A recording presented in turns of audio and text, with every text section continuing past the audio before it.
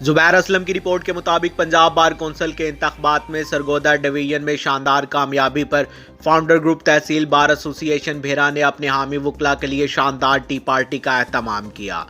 तफसीलात के मुताबिक साबिक सदर चौधरी तारिक महमूद गोंदल एडवोकेट भेरा ने बार के बानी साबिक जनरल सेक्रेटरी मैर मोहम्मद नवाज एडवोकेट और ग्रुप के दीगर मरकजी रहनुमाओं ने एक दूसरे को मिठाई खिलाई।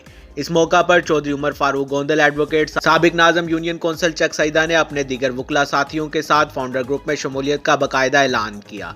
इस मौका पर उन्होंने कहा कि भेरा की आवाम को दहलीज पर जल्द अज जल्द इंसाफ की फराहमी को यकीनी बनाने के लिए हर मुमकिन कोशिश करेंगे।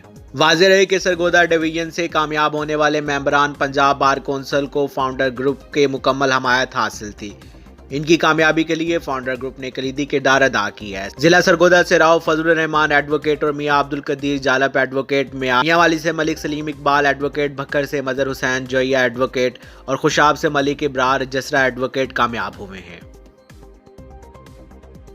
अब तक के लिए सिर्फ इतना ही। मजीद खबरों और अपडेट के लिए हमारे साथ रहिएगा।